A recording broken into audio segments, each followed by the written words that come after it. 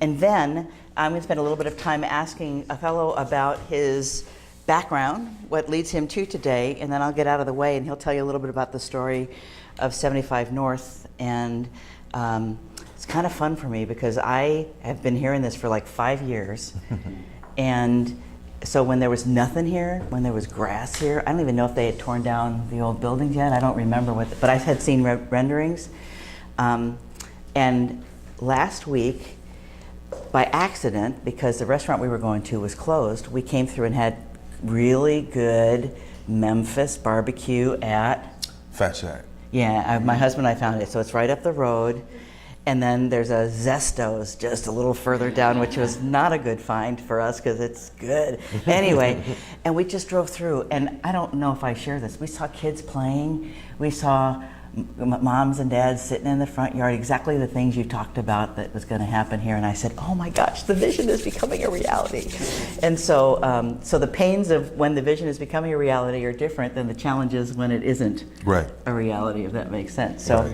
Very so much it's so. exciting to be in this. This is the first time I've been in this space up here in the office, so it's very exciting to me. You're here. So I'm Janine Peak Emsick. Looks like Jane when you look at it. I had a creative mother, but it's Janine. I was going to be named Jacqueline, and Mom went into labor on Jones Beach in New York City in 1962 and got to Brooklyn Lutheran Hospital, and she heard a nurse named Janine paged over the intercom while she was in labor and decided to change my name. We're all J's because everyone was naming their daughters Jackie after Jackie Kennedy at the time. So I said, where did the Y come from? And she said, I don't know. I said, was it a contraction? Why? What was it? And she has no good answer for why my name is spelled that way. So anyway, I've lived in Omaha for almost 9 years now, moved here at almost 50 to get married for the first time. And I'm from the Chicago area prior to this. And I have a leadership consulting business that I've had for about 25 years, do a lot of the same stuff that we've heard about and helping organizations and leaders be the best that they are. I help them walk their talk is what I do. And then my husband had always dreamt of having an architecture firm. He's an architect. And so 6 years ago, we launched a small commercial architecture studio called Emsick Architects. And that is my opportunity to walk my own talk. And so I teach it as adjunct at Creighton, and I teach a live class and an online class. And some of you have heard this already, but I'm going to, one more time for those who are new, share this. So the two texts that are part of the course, along with some articles, are Stacking the Deck. Stacking the Deck is, the model is actually the document that you have in front of you, and it's a traditional, I don't know if traditional is the right word, package of, if you're an executive, here are the steps you take from the top down to lead transformation in your organization. And Patrick was the CEO of Charles Schwab while they were making the transition to digital. And he stands on the shoulders of John Cotter, who was kind of the change guru out of Harvard in the 80s, and so he builds on his work. The second one is called Building the Bridge as You Walk on It by Robert Quinn. And Quinn posits that you cannot lead transformational change as a leader unless you yourself are transformed internally. And so, without fail, some students love this one, some students love this one. Eventually, by the end of the class, they say, oh, it really is worth doing the inner work of really identifying one's own priorities, values, and having balance. So I'll start by asking Othello some questions about who he is as a leader, and then he'll tap into a little bit of this as he talks about how he led change. So with that, Othello, where are you from? Omaha, Nebraska, from about a mile that way from Miami Street. So, yeah. Where did you? Tell me about your family. So I have two little boys, 7 and 5. Right now they're in Kentucky with their grandparents, so it's a glorious time of year for me and my wife. But yeah, so the two little boys and my wife and I have been married for she's 8 years now. So. We've been at it for a little while. So that great picture on the Eventbrite site is one of his wedding shots, by the way, which is, yeah. So what was it like to grow up with tell me about your family, your family of formation. Yeah, so I grew up, it was just me and my mother and my father and my sister. And then my mom's sisters live here. I have aunts and cousins kind of all over. And You know, my memories of growing up were really positive. I mean, I grew up in a neighborhood that was largely African American, largely working class, and a neighborhood where I felt supported, right? I felt safe. I felt like I had what I needed. But you know, it was also a neighborhood where it was clear that wasn't the case for everybody.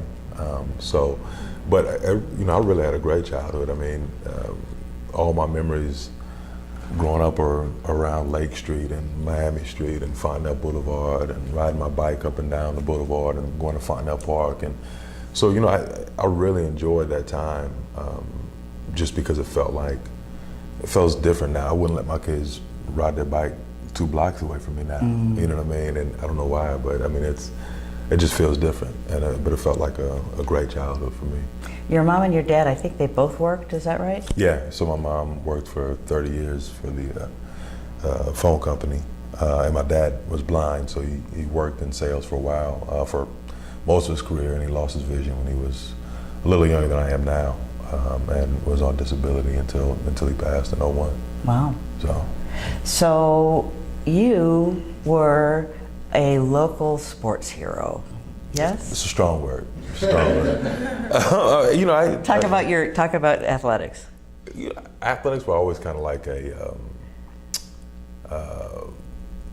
sort of a refuge for me. Like, I spent all my days outside on a basketball court or a baseball diamond or whatever else. And then also it was really a way to connect with people. I was a really shy kid when I was younger and had a hard time sort of fitting in, you know, and so I was like that kid that I went to Monroe for junior high, and I was that kid that brought books to school that weren't like your science book or your whatever book, right? And you know, you kind of end up having to hide those from other kids because like what are you reading that for, you know? And so so it was that period of time, and you know, and I guess everybody's adolescence is probably uncomfortable to some degree, but for me it was a really hard time fitting in, and sports was a nice bridge to make friends and to be good at something, and that kind of eased the path for me. So you went to college. Where'd you go to school? I went to East Carolina University, which is about an hour from the ocean in far eastern North Carolina. So it's about 25,000 students. And tell us about the experience there. Why did you go there? So I played basketball at Creighton Prep, and East Carolina was like, you know, the first school that really, I think, believed in me and thought I could play, you know, and then a lot of schools came later. But you know, when you're like 17, you are extraordinarily petty, you know what I mean? And so it was like, you know, you guys didn't want me then, so now forget you guys, you know, and it was like that kind of feeling, right? Now, so, and then also I went on my official visit to East Carolina, and you know, it was 75 degrees and the ocean was close and there were lots of pretty girls, and I was like, why? I told my mom, I said, Mom, I'm leaving. I'm not coming back to but it was a great experience. I mean, it was, you know, it was a big, you know, state university, and so that experience was comfortable for me, like the anonymity of, you know, just being one of a whole bunch of people on campus and kind of being able to do your own thing. But then the sports part of it was really kind of critical to my development as well, because it's probably the most kind of competitive environment you can imagine, right? So everybody's there, and everybody has the same amount of time to play, and everybody's competing for the same minutes. Everybody's competing for everything every single day. And you just kind of really learn a lot about yourself as a person through that process. And it was one of the highlights of my life. I loved that 4 years, just, you know, competing every day and playing and trying to figure life out and being away from home. All that stuff was, I don't know, it was very affirming for me. So you talked about two qualities. Well, you talked about a childhood where you felt safe. Mm-hmm. You talked about figuring out how you fit in, being quiet and shy. Mm-hmm. And gosh, you're the fourth or fifth of this group of 6 executives that I've interviewed who has talked about working through that trait, interestingly. And then third, you just talked about competitiveness. Mm-hmm. How deep is your competitive drive? And is it internal or is it external towards others, or both? You know, it's interesting. I've kind of thought a little bit about that recently.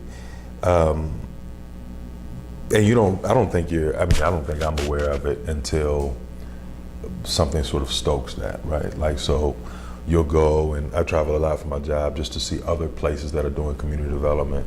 And really, honestly, you'll go someplace and you'll see somebody doing a really good job. You're like, you come back, and you're like, hey, you know, we got to step it up. Like, what are we doing, right? Are we working hard enough? Are we being innovative enough? Are we pushing the envelope enough?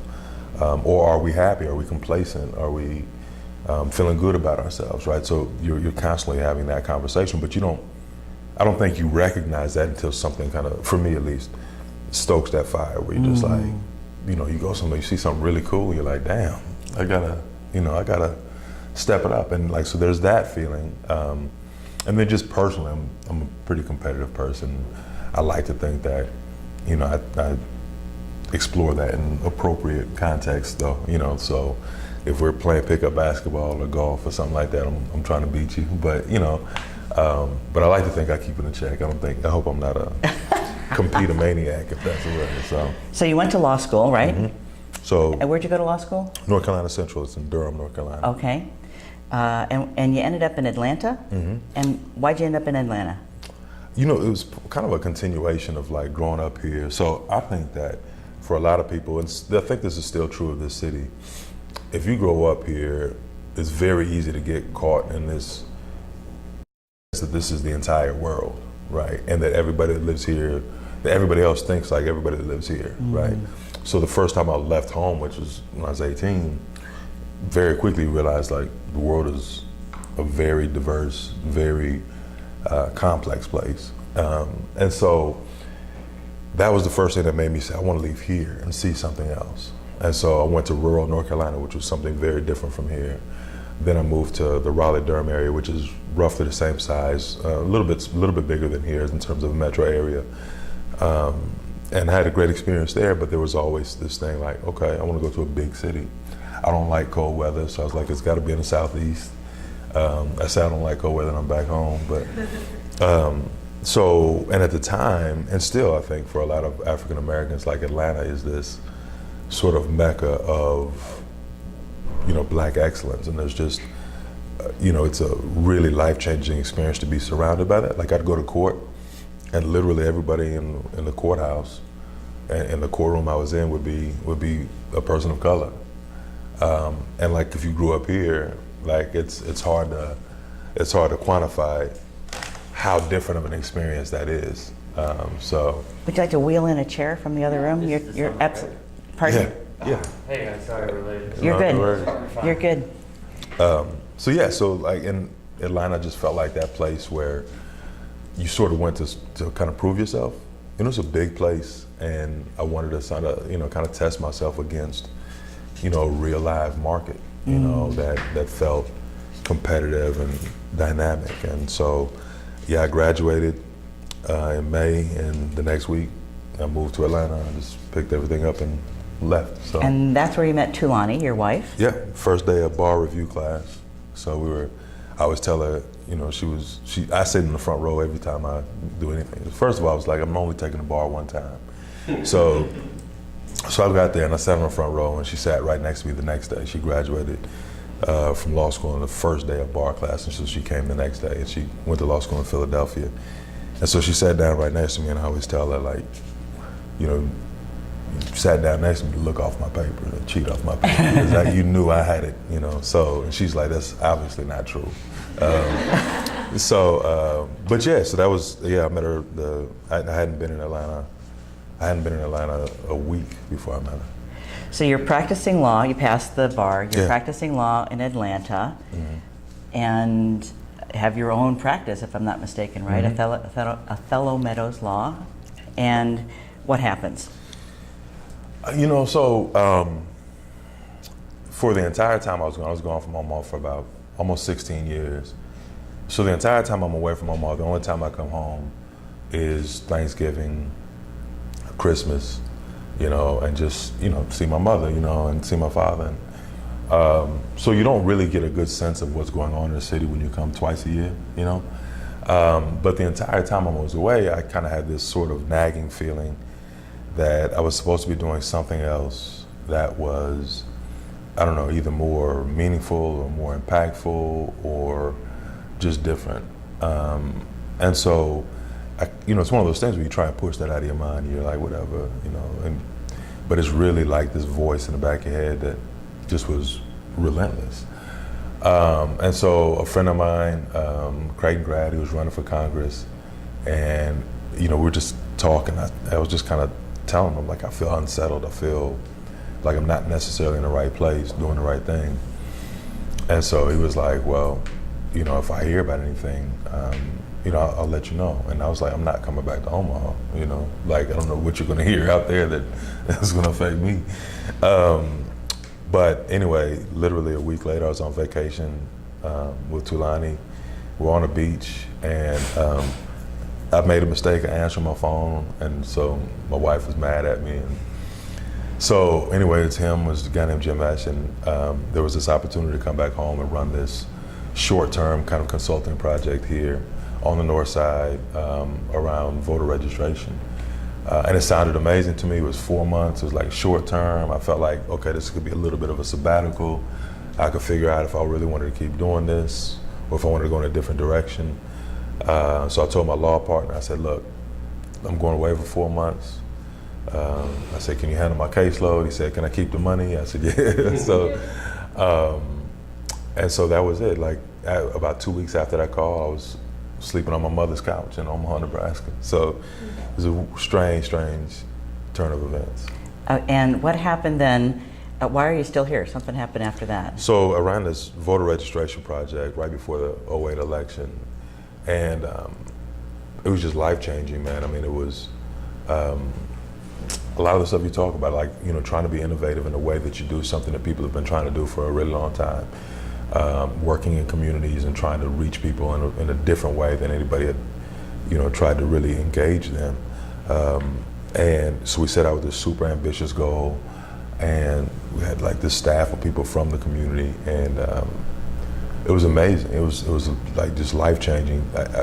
So about 2 weeks into it, I said, I just can't go back to criminal court, sitting around waiting for my case to be called or chasing clients down for my retainer. Like, I couldn't go back to that. So from there, I went to the Chamber of Commerce and I ran a workforce development program with a woman named Wendy Boyer, who was a great friend of mine. That led to the same group that brought me back for the voter registration project asked me if I would run this project. And at the time, I was finishing up in the chamber, and my wife and I were thinking about, well, we'll go back to Atlanta now. It's been great, but we'll go back. And then I got this opportunity, and so, it's one of those conversations you have with your wife where you say, you think about it for a long time, and how am I gonna phrase this, or how am I gonna pitch this to my wife, who went to college in Atlanta, who loves Atlanta, who's from the South, and all my trepidation was kind of for naught. She was like, you got to do this. She's like, you grew up here.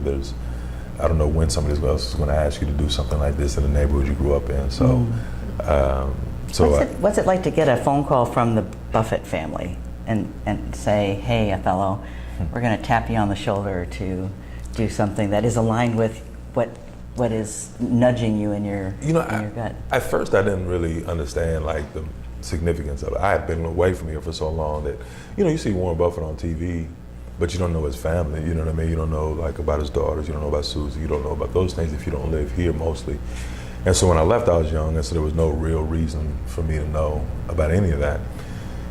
So I remember getting this phone call on the beach, and and there was some foundation in Omaha. It was on the beach again? You got a call? No, I'm talking the first time. The first time, okay. Because it was the Buffett family. Oh, it was the first one? It was the first one. So, okay. So that's how that initial connection was made with the Sherwood Foundation. Okay. And so Jim was telling me, it's like the Sherwood Foundation. I'm like, oh, okay. I don't know anything about that. I'm like, all right, but I'll come and do it, And so then I get here and I'm like, oh, it's kind of, it's kind of a big deal, like, the Sherwood Foundation. So, like Susie's a really regular person and a really approachable person. And so after that first kind of work together on the voter registration project, it was kind of the beginning of a really good relationship. I kind of saw that they were invested in the community. I think they saw that I was somebody that they could count on to deliver. And so, like I said, I was getting ready to go back, and they're like, "Hey, we got this other thing. Are you interested?" And at that time, it wasn't even an idea. It was just kind of this concept of how do we go into a neighborhood and sort of transform what it could be, or how do we bring a neighborhood kind of back to life? Because this neighborhood had been, for lack of a better term, dead for a long time. The projects were closed in 2008 and 2009, and all of this property where we're standing and sitting was urban prairie. Yeah. I mean, it was like, a wild kingdom out here. So it was an amazing opportunity, and my wife was just like, you can't possibly say no to that. Well, I'm going to give up my microphone. As you look at, if you glance at the Patrick handout, that might fuel some questions that you might think about how Othello has led change. And he hinted to something that you might want to ask about later on, which is the nudge that he feels in his gut when it's time for something else, which is an interesting thing to think about. How do you know in your gut when it's time for something else in your career? Does that make sense? So this presentation, I don't know if I'm kind of in the way, right? This presentation has way too many slides, so we're going to jump around a little bit, but kind of wanted to give you sort of a feel for, the thought process in approaching a neighborhood like this that had experienced so much disinvestment and so much trauma. How you even begin to think about bringing something like that back to life. This is a drone shot taken maybe 6 months ago, and I'll show you an updated one here in a second. But I always like to start with this shot because growing up here, I think if you grew up on the north side, you know where everything is, right? But I think so many people have no idea where, like when I tell people we're like 30th and Park or 30th and Lake, I'm amazed at how many people I run into who are like, where's that? So I always put this slide in because when you look straight southeast, downtown is right there. We're literally a mile from downtown. We're a mile from Midtown. And we're really strategically located. I always joke with people, if we were in a different city, in a different market that maybe wasn't as far kind of behind the curve as we are in Omaha, we would have never got our hands on this property, which is, sometimes it's better to be lucky than good, and that was definitely a case of that. So I always use this slide because if you're familiar with housing projects and if you're familiar with what this neighborhood used to be, I think it's easy to think that neighborhood or this neighborhood was always that, right? It was always a place of concentrated poverty, a place where there were huge housing projects. If you look out the window, that church behind us is Salem Baptist. That used to be Hilltop Homes, which was a big housing project. Where the Walgreens is, there used to be a public housing tower right there. And then this entire site was called Pleasant View Homes. But before that, and those were built in like 1953, 1954, before that, this was a neighborhood. This was a neighborhood like any other in the city. And this is the Sanborn map, this outline that's behind background.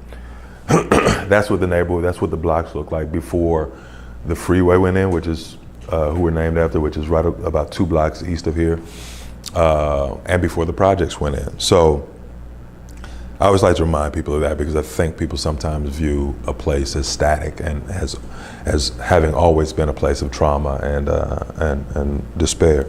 So this slide really is about where we think we'll have an impact.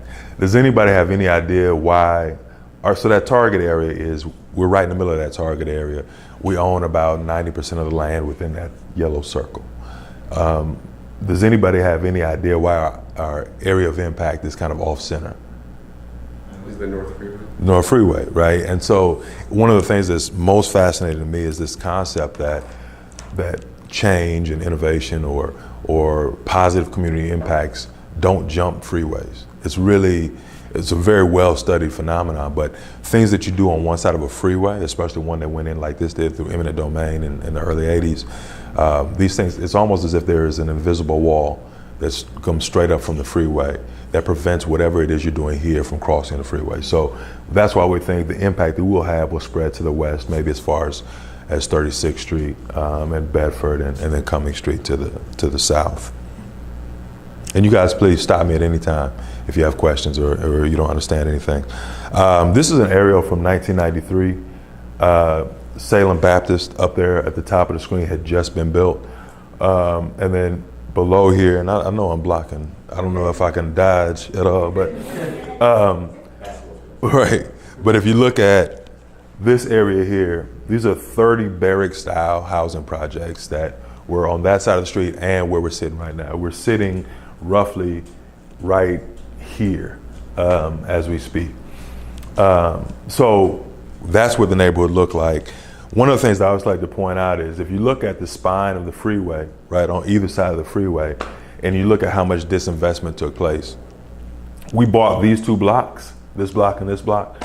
On those two blocks, there were a grand total of 6 houses, right, on 2 entire blocks, and those are the blocks that line the freeway immediately to the east of us. And so when you look at what happens if you lived right here, you lived between a huge housing project and a freeway. And so people picked up and left, right? And so this neighborhood experienced tremendous disinvestment over the years. This slide always blows me away. So from 73 to 92, there wasn't a single new home built in our neighborhood. Not a single new home start in this entire neighborhood for a period of almost 20 years. So, am I cutting out here? No, I'm going to take this down right. so that you feel like you can move and you'll know when it tugs. All right, there we go. Thank you. And so this is just an example of what was in the neighborhood, right? Like we'd come up on houses like this that, from a structural standpoint, were fine, but that families and people had just walked away from. And so this is an example of stuff that's all over this neighborhood that we started the process several years ago of just trying to acquire as much of it as we could. So when you talk about kind of transformational leadership, I think a lot of times when we talk about 75 North, people think it started with me or it was just one single person's brainchild. But really what happened was you had 3 people, Kristen Williams, Willie Barney, and Mike Maroney, who had heard about a project in Atlanta that was in a neighborhood very similar to ours that was getting these tremendous results and had undergone this unbelievable transformation. And so these 3 people are the people that convinced me to take this job. And at the time, we had no idea what it was going to be. It was just, we have this opportunity here. There's 23 acres of land that we can probably get our hands on. What are we going to do? And once we figure out what we're going to do, or would you help us figure out what we're going to do? And so these 3 people really kind of got the ball rolling. And it all started, I think, with a newspaper article that came out in the Omaha World Herald about the disparities that exist in this town, right? And I think Omaha is one of those places that rightfully so is proud of itself, but also a little bit naive at times about the way everybody in the city lives, right? So this article came out, and that really was the brainchild and at the urging of Willie Barney that I think embarrassed Omahans, right? Embarrassed the city in terms of how is it that we have the 3rd highest percentage of Black children living in poverty? How is it that we have all these health disparities related that divide almost exclusively along racial lines?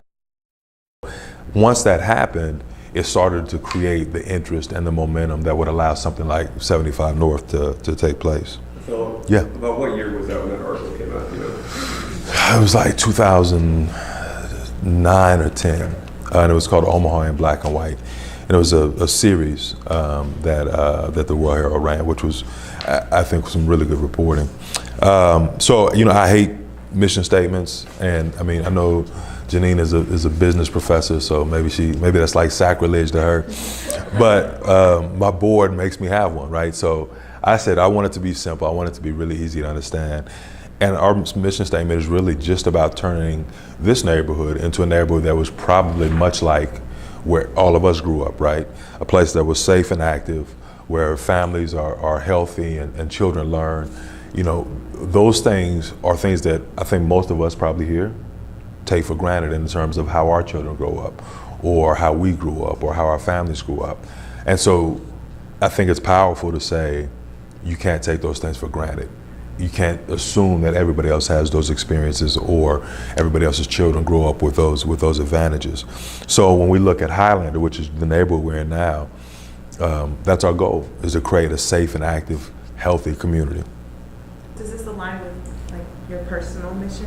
When you talk about your gut feelings Yeah. and things like that, did you identify like a personal mission for yourself and then locate projects that align with that, or how does that work for you? Well, that's a really good question. Like in my mind, it's like I'm a firm believer that you can't be great or really effective or very good at anything that you can't buy into without reservation, right? Like, so if I have any kind of heartburn about something, I found that I'm not as good in those situations as I am in situations where like it aligns with like how I personally feel or my personal mission. And so, I wish I could say that I sought things like that out, but I mean, and this is going to sound maybe way too existential, but like I really think that those things sort of found me, and from the standpoint of every good thing that's happened to me professionally has happened because, number one, whatever I was doing, I would try to do as well as I could and not think about, all these extraneous things, right? I tried to just immerse myself in the moment and what I was doing. So every time I was successful at doing that, some opportunity came forward that really aligned with who I was, right? Every time I tried to force it and say, and create the perfect career path or create this or create that, it was always a force. It always felt unnatural. And so I've stopped fighting that, right? I've stopped like wrestling with, all these, kind of external ideas and said, when I'm in the moment, that's when things that really align with my beliefs and my personal mission, that's when those things kind of emerge. And that's happened the last 3 things I've been involved in. So 3 for 3, so I'm just gonna ride that out, and take that approach. So the purpose-built model is really based on 3 things. It's based on building very high quality mixed income housing, cradle to college educational pipeline, and then community health and wellness. And community health and wellness is like kind of a big bucket. That includes economic development, that includes financial literacy, that includes actual health and wellness. It includes just the vibrancy of a place that you call home, right? So we have a young woman that works for me, her name is Alexis Bromley, and who's also a Chamber alum, when I hired her, I told her, I said, like I have a mission statement, not a mission statement, but a job description for you. I said, but really I want you to think about people driving down 30th Street. How do you get that person to pull off 30th Street and pull into here and say, what's going on there, right? I want them to see activity. I want them to see positive things happening here all the time. And I said, that's the simplest way I can explain your job. Your job is to get people to come here and say, whatever good thing I do, I want to do more of it here. So that is kind of that community health and wellness bucket. It's kind of a catch-all for a lot of things. So I don't know why we use this particular color of outline because it's hard to see now that I look at it. But this is a zoomed out view of our neighborhood. So this is our site. I wasn't good at geometry, so I don't know the name of that shape. But this right here is about 36 acres. So that's where we kind of say grace over everything that happens there, right? We own almost all the dirt within that property. This is 30th Street, obviously, and the Highway 75. And so one of the things that happens frequently in community development is people start off talking about neighborhoods and they start off talking about deficits and things that neighbors don't have or things that neighbors don't do well. And we thought about like, okay, well, what are the good things that are going on in this neighborhood? What are the assets that we have within this community? And when you zoom out, it's really kind of easy to see that you have really strong partners that already exist in this neighborhood.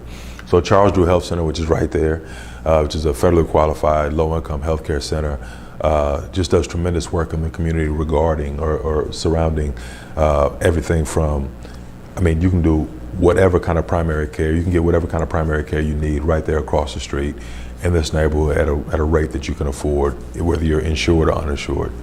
Salem Baptist right here, which is the largest African-American congregation in the state, longtime neighborhood and community partner. The Urban League of Nebraska is on the other side of Walgreens.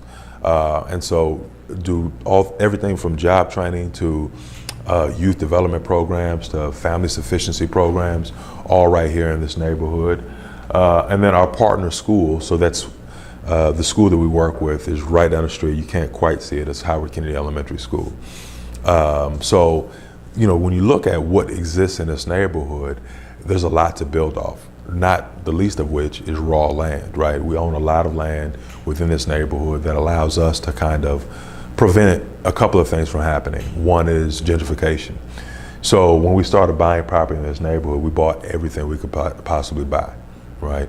And the idea is that, so you build $90 million worth of stuff in this area, right? And then somebody says, wow, okay, that's, you know, that there's something going on there. This is maybe a place that's worth investing in. You've created the value that maybe prevents the people that you set out from serving in the first place from being able to live in your neighborhood, right? So as a means of insurance against that, what we've done is every little tenth of an acre lot, you know, every scrap piece of land that maybe nobody else wants, we've tried to buy those things ahead of time to give us some insurance against price inflation, honestly. We want it to be a mixed income neighborhood, so we want there to be market rate stuff in this neighborhood, but not to the exclusion of individuals that have lived here their entire lives. This last piece, the Early Learning Center site, right now we are about to start construction on a new Early Learning Center, which will be right across the playground from Kennedy Elementary School. So that's where our cradle to college educational pipeline begins. That Early Learning Center will begin at 6 weeks, so almost birth all the way through. So, I think this zoomed out view kind of gives people a better feel for the fact that there are real assets in this neighborhood. This is a timeline, we'll skip that. Some people are really interested in this. You know, one of the things that I think that this pie chart kind of points out is the unsustainability of current funding models in a political environment like Nebraska, right? Very little public money for developing the core of cities, right? So if you look at this, 62% philanthropy, right? How often can you replicate that, right? We raised $36 million that I'm not going to be able to get again. You know what I mean? Like, you know, they don't want to see me coming again, right? So, you know, how do you continue doing stuff like this when you can't go back and say, we need more soft money? Now, we have a very generous and very giving and very involved philanthropic community here, but we have to think about things that allow us to leverage those funds more forcefully than we're able to do now. So we use LIHTC, and these are all acronyms, and I hate acronyms, I'm sorry. LIHTC stands for Low Income Housing Tax Credits, which is a very commonly used tool. New Market Tax Credits, which provided about $8 million of equity for this building that we're in right now, is a tool that is used to develop commercial properties within underserved census tracts. And then we have traditional debt and equity on the property as well. So the credit to college educational pipeline is, you know, in my mind, is sort of the backbone of what we do. So all this other stuff about shiny new buildings and nice housing, to me, all that stuff is sort of secondary to making sure that the educational opportunities that exist within this neighborhood are equitable, right, and are outstanding, which is not the case now. So I always use this picture of these girls in almost every presentation I do, because I think the picture exemplifies exactly the spirit and the sense of life that we're trying to preserve, right? Like the girl in the front, like you can't tell me that there's anything that she thinks she can't do at this point in her life, right?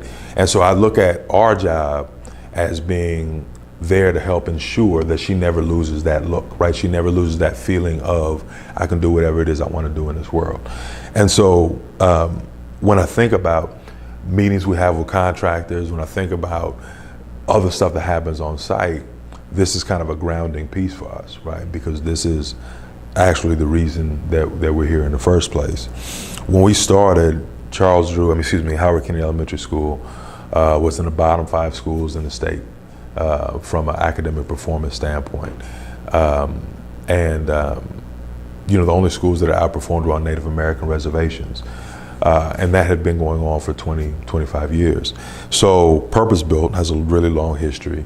and a great track record of turning schools like that around. So taking schools, it's 98% free and reduced lunch, right? So taking schools with extreme poverty and taking those same kids from those mediocre or terrible outcomes to really high levels of proficiency.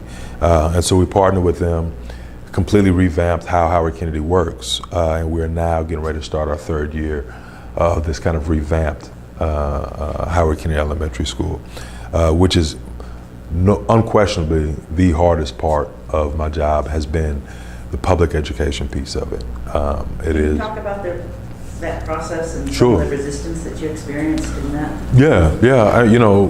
When I first started, John McKeel was the superintendent here. And so we had a series of meetings with him about what we were going to do. And we had all these great ideas, and he loved purpose-built. And then literally 2 weeks later, he resigned, right? So I was like, all right, okay, well, who's next? So they hired a woman from Des Moines who never made it to the job because of a kind of email scandal. So we had a couple of conversations with her. Then we had an interim, and she was gung-ho about it, really wanted to lead a change initiative at Kennedy. But because she was an interim, she was a little bit of a lame duck, like nobody was gonna extend any political credit or capital for her, for somebody who wasn't gonna get the permanent job. Mark Evans came in 15 or 14 and said, if you give me 6 months to get my house in order in terms of my team, my staff, the people that you knew you need to get on board, we'll do something. And he kept his word. And 6 months later, he said, let's get to work. We took the entire Omaha Public School Board down to Charles Drew Charter School, which is the school in Atlanta that all this work is based off of, and let them kick the tires, let them ask all the difficult questions, let them be skeptical, and let them do whatever they wanted. And the folks at Purpose Built were gracious enough to do that same meeting 3 days in a row because of open meetings laws, right? So I couldn't bring the entire board, so I had to bring them 3 groups of 3 down there to have the same meeting for a week, 3 times in a row, right? And the Purpose Built was like, let's do it. And it helped us really paint a picture and set the vision for the Omaha Public School Board. So once the school board got on board with it, then things really started moving. We spent a year planning, spent a year training, and then everybody at the school had to reapply for their jobs, which was a difficult time, right? It was a very difficult kind of conversation to have with teachers and lifelong educators to say, this school is different, and if you want to stay here, you need to reapply for that position. What ended up happening is 14 of the 17 classroom positions were filled by new teachers. People moved on. For about a week, I was really ecstatic about that, right? Because we had people that wanted to be at Howard Kennedy, which is a tough school to teach at. And then later on that same week, I thought, okay, but where did the 14 teachers who didn't stay go? And around us, you can't tell right now, but there's 7 other public elementary schools within a half mile of here. And so those teachers typically don't cross 72nd Street. They stay in the areas where kids need the best teachers, right? Where kids need the most compassionate, the most dedicated teachers. So as good as I felt about us getting those kind of teachers at Howard Kennedy, the part that, is one of those nagging type issues is where do those teachers go, some of whom were openly hostile to teaching in an environment like that, or openly hostile to kids who were refugees or children of color or children who grew up in poverty. So that was one of the things that was very difficult to kind of swallow. Is we're super happy about what's happening here, but there's a little trepidation about what happens to MLK, Druid Hills, Conestoga, Kellam, Franklin. There's a ton of schools around here, and typically we were seeing those teachers kind of get shuffled. So, but that was by far the hardest part of the equation. This is just a shot, a rendering of the Early Learning Center that'll open in late 19. Mixed income housing, and I'll just be brief about the housing piece of it.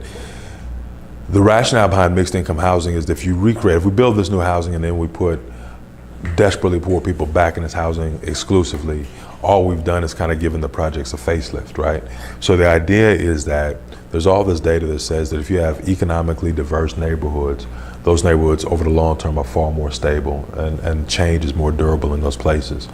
So we wanted to make sure from an equity standpoint that, you know, people of all income levels got a chance to live in a place that we think is starting to kind of turn the corner.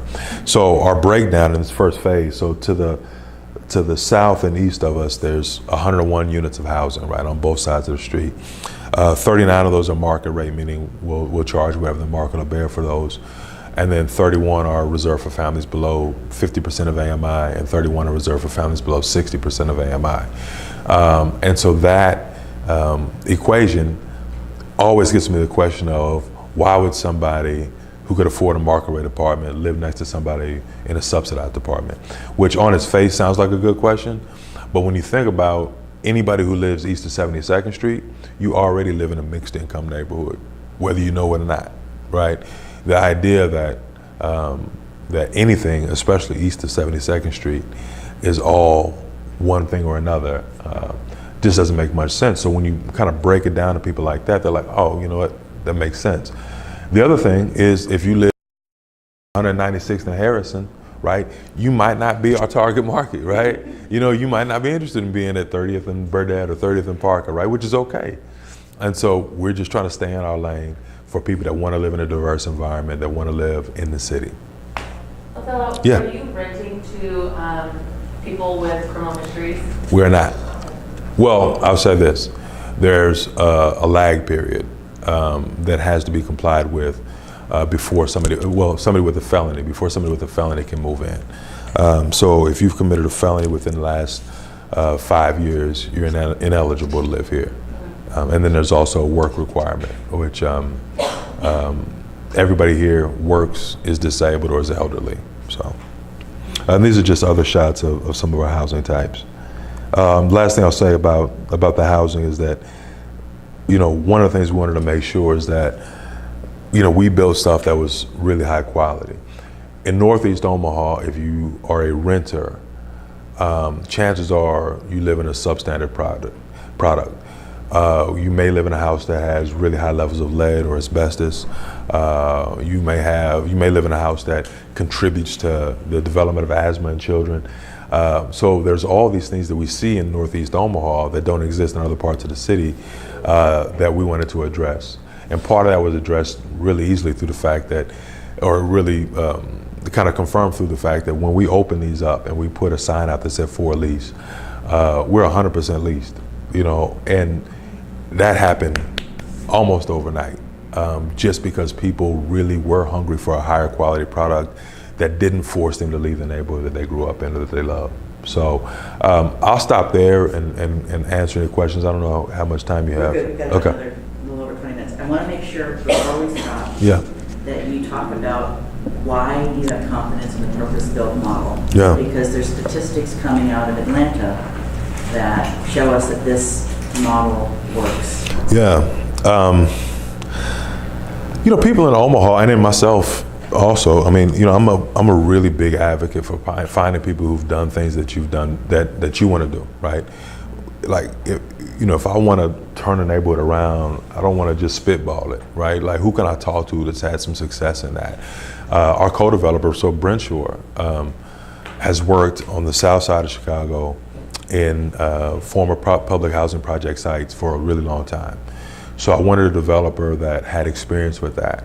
But then I also wanted a model that has been shown to really move the needle. And if you look at what's happened in Atlanta over the course of the time that they've been involved in Eastlake, you know, the statistics are staggering. So, you know, when they first got there, 5% of their fifth graders could do math at a fifth grade level, like 5%. And now that number is anywhere from 97 to 98% every single year. They're one of the top 10 schools in the city of Atlanta and the state of Georgia every single year, all while still having a very high free and reduced lunch population at the school. The school that that's at the center of their development, like I said, it's called Charles Drew, ironically, you know, is a school where they have erased a number of achievement gaps. They've erased the poverty achievement gap. They've erased the racial achievement gap. So in their school, the free and reduced lunch kids outperform the rest of the state of Georgia.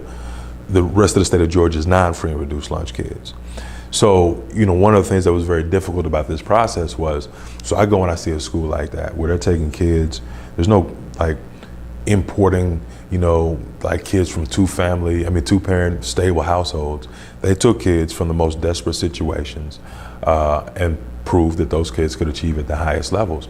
So I see that with my own two eyes, and I've been to school 15 times, and then I come back and there's still kind of this feeling that poverty is this insurmountable hurdle that we can't get over, which to me sort of felt like a cop-out, right?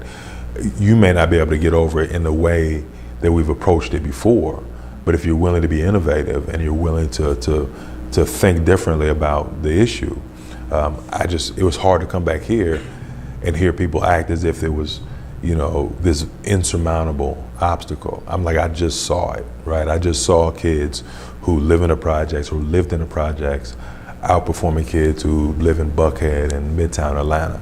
So, that was something that was very difficult to kind of swallow. When you have that kind of data, you're like, you can't just tell me anymore that we can't do this because of what. So. And you said you're not just looking for nice stories coming out of this. Yeah. You're measuring Yeah. change. So you're looking at quantitative data that demonstrates that this works. Yeah, we just signed a contract maybe 2 months ago with a company called the Improve Group, which is it's like a gaggle of PhDs that study things and measure things. And we've got some very distinctive, very defined goals that we want to achieve for the neighborhood that they'll kind of measure and keep us on track and keep us moving towards. So if you look at the document you have there, you'll see item 7, defining metrics, measuring your change, and E is in there. And you can see some other pieces here, establishing the need to change in a sense of urgency. I think that came out of the Black and White article Yeah. we talked about. Getting a team together, that vision of the future you've talked about, even with a mission that you don't necessarily like all that much. Right. Anyway, so what questions do you have for Othello? And I'm going to ask you to speak loudly when you ask a question so that the mic picks it up. So I see one up front. Yep. Yeah, actually, my name is Sean. I'm sorry we were kind of late. I don't Hey, know Sean, if glad y'all you're here. did instructions and whatever. I got a couple of questions. I'm just really curious. I'd like to learn more about it. Sure. So you had mentioned that mixed income neighborhoods tend to be more stable with change. Yeah. I'm sure those theories are long and probably got like dissertations and stuff. Yeah. Could you give me a kind of a bullet point on why and how that works? There's some thought that people that choose to live in diverse neighborhoods are more invested in kind of the sense of community. Okay. And so if I choose to live in a neighborhood where everybody doesn't do the same thing, right? The theory is that I'm probably somebody that is more invested in the traditional sense of community, right? Which is, your neighbors. Like sometimes people are different on your street than you are, but that's okay. And you're attracted to that kind of thing. So I think a big part of it has to do with the mindset of the people that are coming to the neighborhood. You're getting people to buy into your neighborhood because they believe in the idea of we don't all have to be the same, right? And I want to be in a place where we're not all the same. So I think a big part of it is who you're actually attracting in the first place. Yeah. Not necessarily an economic thing, more of who you're attracting. Well, I don't know the economics of it well enough, but from a human perspective, Yeah. that's certainly what we see. Like when I think about the market rate people who are here, and you get to know people who live here, the market rate people who are here are driven by more than like granite countertops and stainless steel, right? They're driven by wanting to be connected to something like larger, wanting to be a part of something that supports people at all levels. So it's a very human kind of metric, and I don't know how you really measure that. Yeah, but I think to me, in my mind, that's probably the dominant factor. Is you're drawing people who are more invested in that sense of community. So there's less turnover. There's more willingness to invest like in a neighborhood by the people that live there. And you've seen it, you know, in all other parts of the country. Like in Atlanta, Midtown Atlanta used to be like the Skid Row of Atlanta, right? But what you saw artists and quite frankly, the LGBTQ community move into neighborhoods like that and invest, right? Like not just live there, but invest, like buy houses, fix houses up, things like that, which created this bedrock of stability that the neighborhood could kind of build off of. But I think it all starts with the mindset of the people that are coming. I don't know that there's any economic magic to it. No, but I'm the wrong guy to talk about economic. Yeah. I'm gonna ask you a Another, question. can we have? Yeah, we can go Someone back. else have a question? Yeah, so I'm from a small town, Mhm. and they're trying to merge 3 schools. So obviously, community members get very passionate about that. Yeah. When you were talking about the Kennedy School here that you guys are revamping, Yeah. with 6, 7 schools around it, how do you, as a leader, keep the charge going positively, Yeah. while also trying to relate still with the community members that you have? Yeah. So that it isn't a negative, feedback. Like, why are you, that feeling of you're holding up this school, what about all that? Yeah, and it's a really good question because, when we thought about where to start in terms of who our educational partner would be, like Franklin is actually closer to us than Kennedy is, and Franklin performs roughly the same as Kennedy. Well, at that time it did. So, we looked at a couple of different things. Franklin still had life in it, right? In terms of they had a principal that was respected, that was really in the fight, and families that were more connected and more invested in the school. Kennedy had none of that. Kennedy was absolutely dead, like absolutely dead. And so, you start there and you can't go to a community meeting and say, okay, well, it didn't start at Franklin because it has some life, but Kennedy's really dead. Like, you can't say that, right? You can't go and you don't want to be quoted on that. And so we'll have to do some editing on this. But, it really is a matter of trying to help the community understand how difficult sort of large scale change initiatives are, right? So when I think about the 4 years that we invested in trying to just create this partnership with, trying to create this partnership with Kennedy, I'm just like, do you mind pulling that door shut? It's just hard to think about trying to do that. Up on top of the hill, there's MLK, and there's Druid Hill, Conestoga, Kellam, Franklin, so you're trying to get people in the community to understand that this is an incredibly hard lift, right? And that if we try to do it at all 7 of these schools, we probably wouldn't do it well. And it takes a while, but I think the community here at least really respected the honesty of us saying we just can't do all that at once. But for some people that answer is never going to be satisfactory. So does it drive your hunger to succeed at Kennedy in order to move to one of the other 7 schools? That's a super complicated question. Because the purpose-built model says that really you're focused on this one school that is at the heart of your community, right? Or a real pillar in your community. And you don't move outside of your neighborhood. You just stay in your neighborhood because the work requires you to go really deep. But then it's very hard in a place like this where kids can go to school wherever they want to go to connect always, what's happening in this community, what's happening at school. There's a significant percentage of kids at Kennedy that don't live in this neighborhood. So, it gets into these things where you're like, if I can't control who's in that building as it relates to whether they come from this neighborhood or not, it's difficult to justify saying, let me go to your neighborhood and do it. It's much more of a building by building situation, and the neighborhood kind of gets left out of it. So we're fighting really hard to say, don't leave the neighborhood out of it. Therefore, we have to just focus on Kennedy.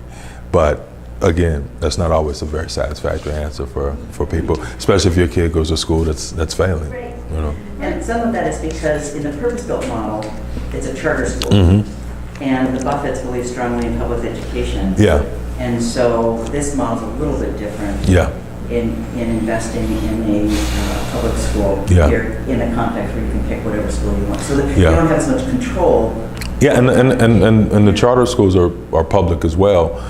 The structure, the governance is what's different about it, and so we have to play within the confines that we were given. So you had a question? Oh, I guess I was wondering where the line between OPS and you all kind of stands with that, because I do feel OPS can duplicate, if this is successful and the Yeah. numbers show, then they can duplicate what's happening there in these other schools, and would technically be their responsibility, I would think. It is. So how does that? Yeah. You nailed it. The Yeah. new superintendent, I'm sure is really well. Yeah. aware And- of all this, but and how we've- does that, where does It's- you hand it off? It's a good question. I mean, so we've gotten lucky in that the outgoing superintendent was willing to kind of catch all the arrows on the front end, and so he kind of took the brunt of that. And then I think the incoming superintendent appears to be a very visionary person, right? Like she seems to be somebody that is wedded to the idea of educational justice and equity. And so our role, we're kind of out of Kennedy, right? We helped Kennedy establish this new framework through the partnership with Purpose Built. Purpose Built provides ongoing kind of technical support and professional development. We go out and we raise money for them for things that are kind of outside the OPS budget, because it costs more. I mean, it's a longer school day, longer school year. There's more professional development, so it costs more. But in terms of who actually says grace over what happens in that building, it's OPS.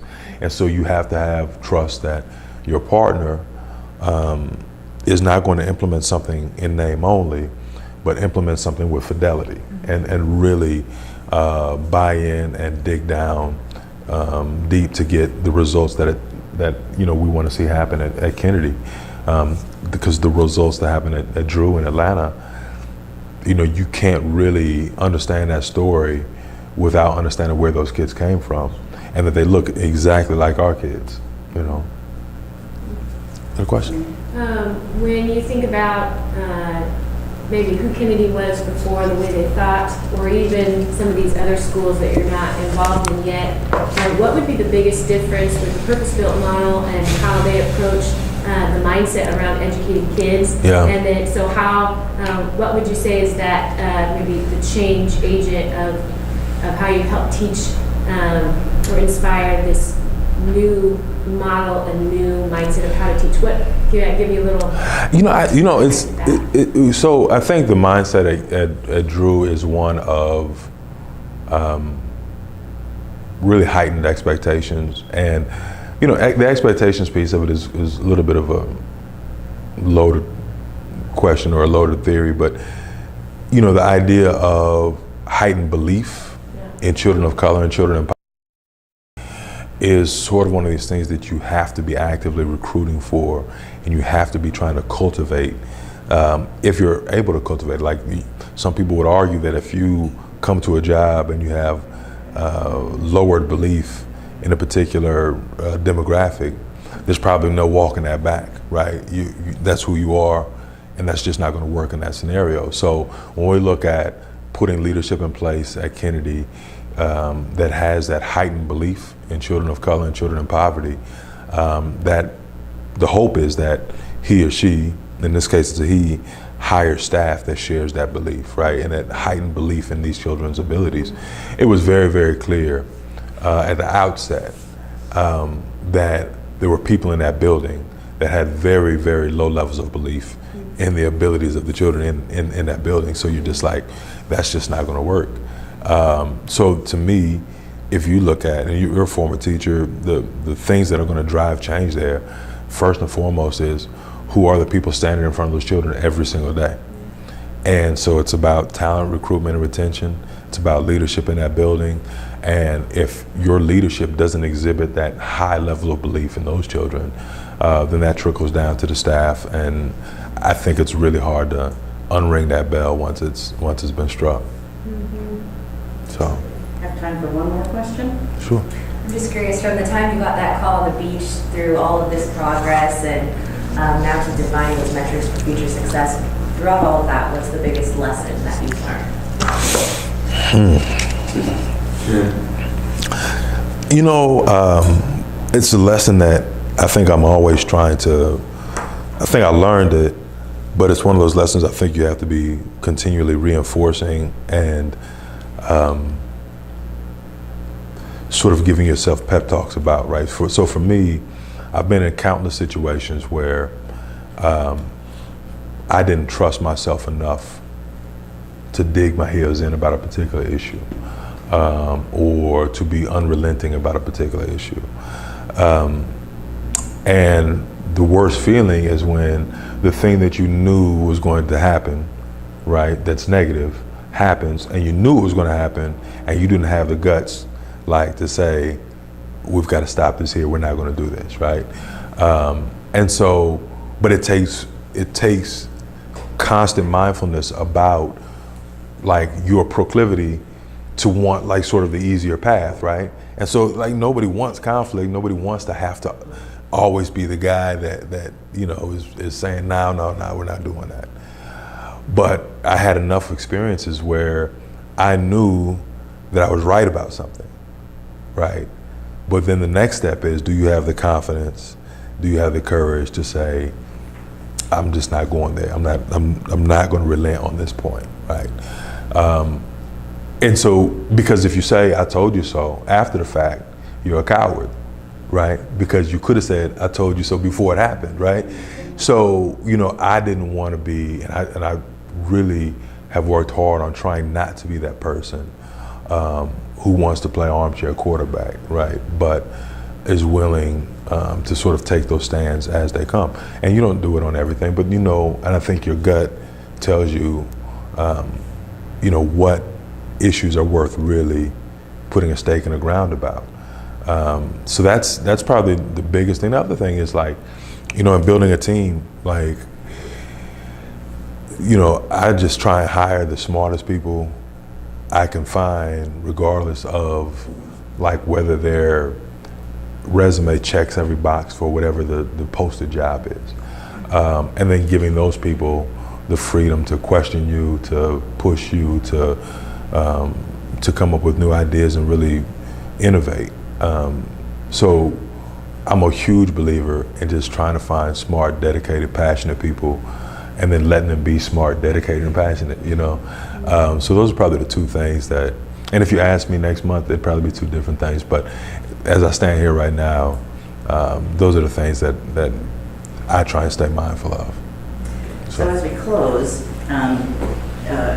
what words of wisdom do you have for a room full of young professionals as they approach their careers? Yeah. And you always have some wonderful words of wisdom. You know, it's something I alluded to before, man, like, be present. You know, I think when you're at this stage in your career, like, there's this angst about the next thing, right? And how do I get to the next thing? And how do I keep moving up this ladder? And I want this bigger job, and I want, you know, and there's all this sort of self-imposed anxiety about that, right? And there's freedom in being completely immersed in the thing that you're doing at the moment, right?